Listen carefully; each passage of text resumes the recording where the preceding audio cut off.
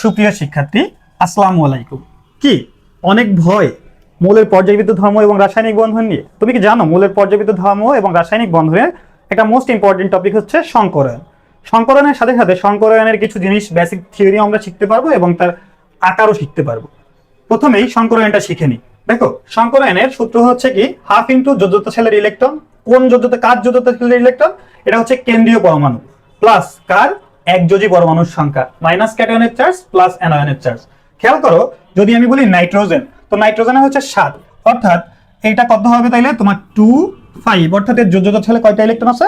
5টা। তাহলে আমি যদি এই সূত্রটা এখানে অ্যাপ্লাই করি, খেয়াল করো, ইকুয়াল টু হাফ 5, ঠিক আছে, প্লাস একযোজী পরমাণুর সংখ্যা। খেয়াল করো, এখানে একযোজী মানে হাইড্রোজেন, এই হাইড্রোজেন হচ্ছে কত?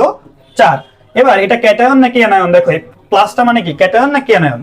প্লাসটা মানে হচ্ছে ক্যাটায়ন, অর্থাৎ এই ক্যাটায়নের চার্জ এত এবং অ্যানায়ন নাই মানে ওটা 0। তাহলে তুমি এভাবে খেয়াল করো, এখান থেকে তোমাকে কি আসতেছে, যদি তুমি এখানে ক্যালকুলেট করো, ক্যালকুলেট করলে টোটাল কি আসতেছে খেয়াল করো, 5 আর 4 9, 9 থেকে যদি 1 যায় তাহলে হচ্ছে কত? 8। তাহলে 8/2 মানে হচ্ছে তোমার কত? 4, অর্থাৎ এটার মান আসতেছে 4। এবার খেয়াল করো, এই 4 আসার সাথে সাথে তোমার এখানে কি সম্পর্ক আছে। দেখো, যদি sp সংকরণ হয় তাহলে সেটা হচ্ছে 2।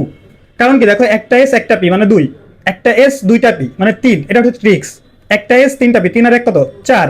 তাহলে তোমার মান আসছে কত বাবা? 4, অর্থাৎ এই সংকরণটা হচ্ছে কি sp3। একটা সুন্দর ট্রিক্সের মাধ্যমে এটা